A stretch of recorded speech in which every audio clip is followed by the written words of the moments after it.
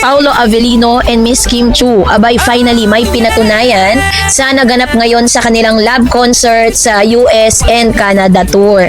So, ito po yung isa sa mga konfirmasyon na talagang hindi totoo yung mga spekulasyong kumakalat patungkol at paninirang ginagawa ng ilang mga bashers kay Kim at saka kay Mr. Paolo Avellino. So, hindi may kakila sa tuwing may mga Pinoy celebrities na nagtatanghal sa ibang bansa, laging may mga kasamang excitement, lalo na kung ang tambalan ay kasing lakas ni na Kim Chu at Paolo Avellino. Sa kanilang kamakailang paglipad patungong United States at Canada para sa isang espesyal na love tour, dinumog sila ng Filipino fans na sabik makita ang kanilang iniidolong love team sa personal. Mula sa airport hanggang sa mismong venues ng kanilang show, kapansin-pansin ang mainit na pagtanggap ng overseas Filipino community, tila ba isang patunay na ang kasikatan ng Kim Pao ay hindi lamang limitado sa Pilipinas. So yun yung ating pag-uusapan maya-maya lang ng ilan sa mga kaganapan kung saan paglapag pa lamang ni na Kim at Paolo sa US, agad na silang sinalubong ng mga fans na may dalang banners, bulaklak at kung ano-anong regalo. Ang eksena ay parang isang malaking fan gathering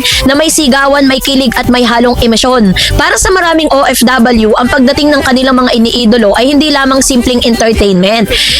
Hindi lang siya isang entertainment event, ito ay isang paalala ng kanilang koneksyon sa sariling bayan. Si Kim, kilala sa kanyang pagiging bubbly at sweet, hindi nagdadalawang isip na lapitan ng fans at makipag-selfie at magpasalamat sa kanilang walang sawang suporta. Si Paolo naman, bagamat mas reserve, ay kapansin-pansin ang kanyang walang warm gesture at simpleng ngiti na nakikipagkamay sa mga nasapat na para kiligin ang mga fan.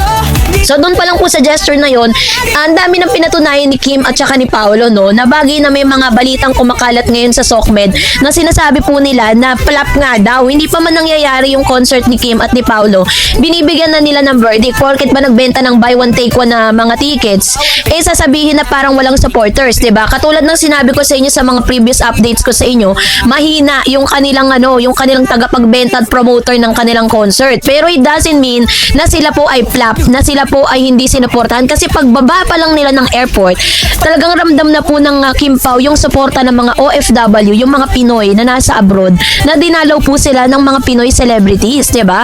Ang tinaguri ang love tour ng dalawa hindi lamang basta performance, ito ay isang intimate experience kung saan mas napapalapit ang mga artista sa kanilang mga audience. May mga segment na kantahan, kwentuhan, fan interaction at syempre kilig moments. Dito mas lalong lumutang ang chemistry ni na Kim at Paolo, isang natural na connection na hindi mukhang pilit, no? At isa sa pinakamalaking tanong ng fans, hanggang saan nga ba ang relasyon ni na Kim at Paolo? Sa kanilang mga show, hindi may iwasan ng mga eksenang nagbibiroan sila, nagkakatinginan, at may mga sweet gestures na hindi mo inaasahan. Para sa mga fans, ito ay malinaw na indikasyon ng something more. Ngunit gaya ng dati, nananatili silang pribado ang dalawa pagdating sa kanilang tunay na estado. So, sa social media, bumaha ng post mula sa fans na nakapanood ng kanilang show. Ilan sa mga comments po nila, worth it ang pagpunta, grabe ang chemistry nila, parang hindi acting, may feelings talaga. Sana sila na talaga sa totoong buhay. Makikita dito na hindi lamang basta entertain ang mga fans, emotionally invested sila sa tambalan. So, yun yung pinapakita dito kung gaano kalakas ang community ng abroad. Aba, ang mga Kim Pao fans po ay hindi lang dito sa Pilipinas sikat. Kilala rin po sila sa ibang bansa. Kasi hindi rin may kakila na ang papel ng mga overseas Pilipino sa tagumpay ng ganitong events. Sa US at Canada, malaki ang Pilipino population. At ang ganitong show ay magiging reunion ng kultura, bonding moments ng community at escape nila mula sa homesickness. Sa pamamagitan ni na Kim at Paolo, tila nagdadala ang Pinas sa ibang vibes ng ibang bansa. So dahil po dito, bagamat sila po ay pagod, pero masasabi natin sila ay masaya sa kabila kasi ng mga kasiyahan, ay hindi talaga biro yung pagod na dala ng tour. Syempre may jet lag sila, sunod-sunod na mga events, rehearsal, meet and greet session. Ngunit sa bawat video at larawan, makikitang mananatiling energized ang dalawa. Ito ay isang patunay ng kanilang professionalism. At syempre, meron din pong namumuong relasyon. Yun po yung kanilang inaabangang pag-abi ng Kim Pao. Dito na pumapasok ang mas exciting na bahagi. Hindi may kakila yung pagiging, dito pinatunayan nila na talagang komportable sila sa isa't isa, may natural na kilig, at may consistency sa kanilang closeness. Sa showbiz kasi, ito'y madalas sa senyales ng lumalalim na relasyon. Ngunit dapat ding tandaan na hindi lahat ng chemistry ay romantic. Minsan, ito'y bunga ng kanilang matagal na working relationship relationship, 'di ba? Pero kung titignan po natin yung kanilang mga gesture, it only shows na talagang melalim na yung kanilang samahan, 'di ba? At yung level of comfortability nilang dalawa sobrang lalim na. So, bakit nga ba talagang hanggang sa ngayon patok na patok pa rin ang Kim Pao at patuloy silang sinusuportahan ng fans? Kasi marami po kasing possibility at dahilan. Una, meron silang balanced personality. Si Kim, lively siya at expressive. Si Paolo naman, very kalmado tsaka mysterious. 'Di ba? Perfect contrast na nagbibigay ng excitement sa lahat. So, makikita rin natin sa kanila yung authenticity. Hindi sila mukhang scripted. Parang natural ang kanilang interaction. So, meron din silang tinatawag na emotional connection. Nakaka-relate ang fans sa kanilang dynamics at may halong kilig at realism. So, matapos nga ang successful na US at Canada tour, inaasahan po na mas marami pang projects, possible na pelikula at series na katulad ng ibinalita ko sa inyo yung kanila pong copy no, yung kanila pong gagawin na isang proyekto na talagang mas magpapalalim pa no ng kanilang samahan kasi syempre kapag may mga projects sila together, mas lagi silang magkasama, lagi silang magka-eksena at talagang makikita natin na mas makikilala pa nila ng lubusan yung isa't isa. Kung magpapatuloy ang momentum, hindi malamang maging isa sa pinakamalakas na love team ng kanilang henerasyon. So, ang mainit na pagtanggap ng kina Kim Chiu at Paolo Abilino sa US at Canada ay patunay lang na talagang sikat sila, malakas ang kanilang tambalan at yung pagmamahal ng mga Filipino fans sa buong mundo. Sa huli, ang tanong ng makakarami, Kim Pao ba ay hanggang real o papunta na sa real? Ako I myself is naniniwala ako na si Kim at si Paolo ay papunta na sa real or nandun na talaga sila sa punto ng real. Kailangan na lang talaga nilang confirmation at aminan sa publiko. Pero sa tingin ko ngayon, hindi pa nila aaminin. At marami pong mga artista ngayon na mas minamabuti po nilang isikreto yung kanilang relationship kasi sometimes kapag inaamin nila sa publiko, nagiging komplikado. Maraming gustong sumira. Kaya much better is maging low-key lang sila, maging privado na lang sa ngayon para at least mas safe yung kanilang sinisimulang relationship. So kayo po, anong niyong saloobin patungkol dito? Mag-comment kayo sa comment section. Buy one, get one, tickets, ganyan. Oo, yun yung mga babalitaan natin. At ito nga latest yung sa Edmonton. Giveaway alert. Yan. Ayan, oo, nakalagay dyan. Giveaway pound. Oo, ayan, o. Dami mechanics para makakuha ng mga libreng tickets. So everyday, mamimigay sila ng 10 tickets. Oh, mahina nga, kuya. Uy, hindi naman. Pwede namang promo, di ba? Naku, ano eh. Sakta mo ko promo, malakas. Paano kung di ba may sponsor? Oo. Tapos part nung kanyang deal na, sige, mag-sponsor ako, pero kailangan may ganito. Mamimigay kayo ng tickets. Okay, may proof of purchase or ano, or baka mamaya yung sponsor yung tickets na yung binili na tapos hindi yung pinapamigay niya, di ba? Correct. Eh, naman ano eh. Bakit 10 tickets? Eh, pwede naman 2 tickets everyday. Bakit ba kami nag-explain sa'yo, Mena? Sana namasukang ang staff doon. Or marketing. Hello. Uy, Yung tanong tayo nag-explain sa kanya, di ba? Basta manood, ayan, nasa Edmonton po, ayan, baka gusto nyo manood na Love Kim Pao. Yes! Kim Chiu at Paolo Abilino. Para naman na ma-meet ko sila in person. Alam mo naman mga kapagbabayan natin sa abroad. Yeah. Talagang kailangan binabraso sila. Oo. Para sila manood. Gusto nila nilalambing din sila. Oo. Para manood. Tsaka mas maganda, sa mga Pinoy stores o Pinoy restaurants, nakapastil lahat yung mga posters. Tama. Para na disseminating information. Kaya, hindi lang sa TFC. Madalas natin yung na-experience na yun, di ba? Ay, meron palang ganun. Oo. Bukas na po, yun ang nalaman, di ba? Oo. Tapos on the spot, ay, gusto ko yan. Oo, bibili na ng ticket, di ba? Kaya bili na kayo ng tickets. Yes! kung kuya ko bibili yan. Kung may promo na 10 tickets everyday na pamimigay, eh, di na natin na sila manalo, kuya. Ay, maghihintay ko pa manalo. Sayang naman, di ba? Ano loka ko? Di ba si Josa to? Kuya, studio ka. Oo. Basta pilitin natin ang mga Pinoy artist Yes. sana ng pagpupunta ng ibang bansa. At syempre sa mga Pinoy artist naman sa pangkalahatan, bigyan natin ng ating best Tama. sa ating mga kababayan sa abroad. Pag nag-show tayo, maganda rin na hindi tayo nagblada, nagblado, di ba? Correct. Lahat naiintihan natin kasi bihira nga lang tayo makita ng mga kababayan natin. Sabi sila, di ba? Lahat. Yun din sa mga artists na nagpo-perform abroad, yung marketing efforts ng mga producers, di ba? Tsaka alam mo, kung tayo iinibita ako para mag-show, hindi tayo marami pang interaction na sinasama. Kasi nalulugi ang mga producer sa ganyan, ha? Ay, hindi na ako mababanggit. Pero generally speaking, ng ito kayo po, sa lahat ng gusto mag-show sa abroad, huwag tayong mag-demand, huwag tayong demanding. Nakapekto ng bilang ng tao, na mag-abroad.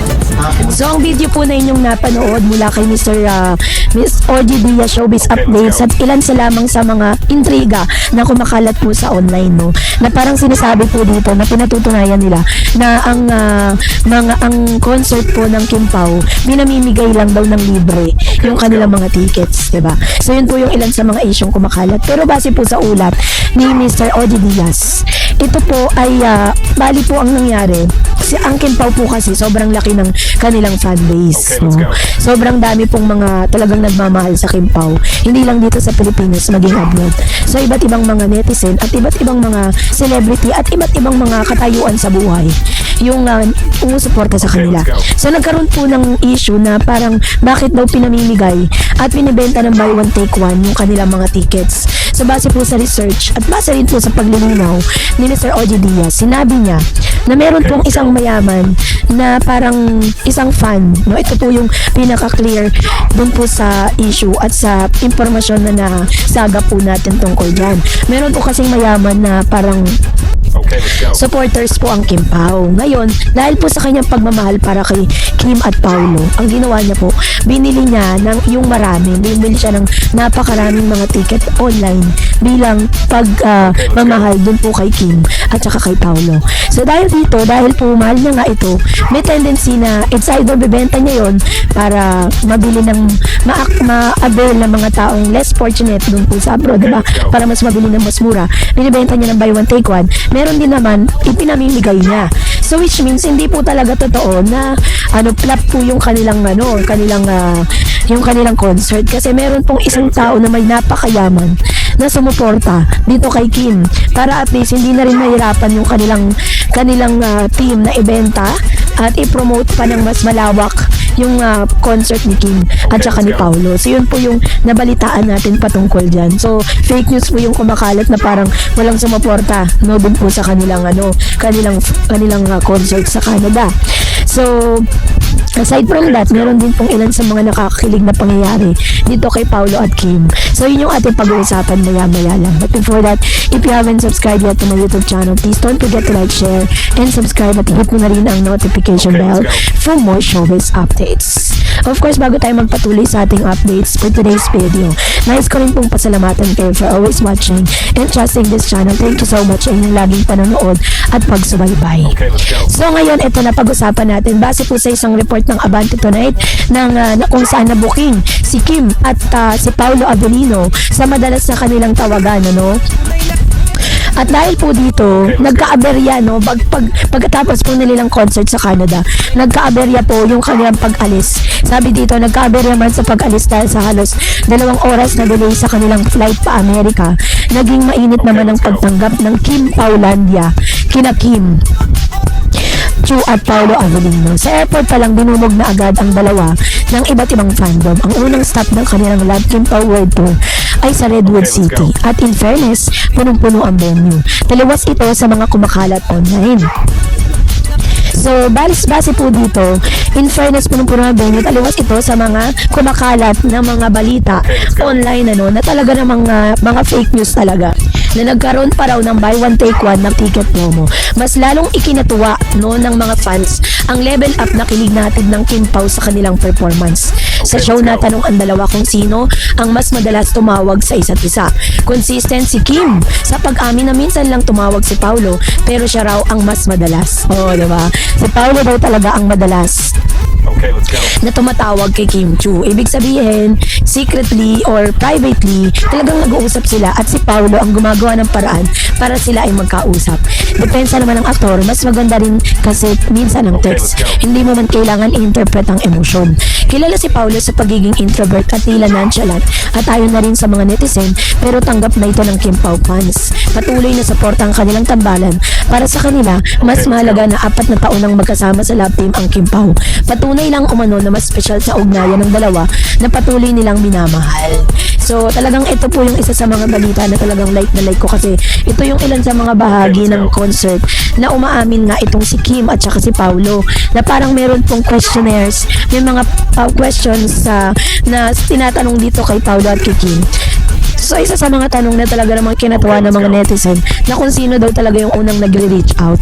So sinabi nga nila na kahit itong si Paulo ay isang introvert at isang nonchalant person, si Paulo pa rin ang gumagawa ng paraan para makausap niya si Kim. Ito po isa sa mga confirmation sa isa sa mga lumalalim na relasyon ni Kim at saka ni Paulo. So walang duda guys na talagang meron na po talagang magandang nangyayari between Kim at saka kay Paulo Avellino. So, abangan pa natin ang ibang mga updates.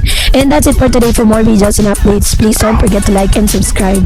And please don't forget to follow my Facebook page, The Edge TV and Balance channel. God bless everyone. Okay, let's go.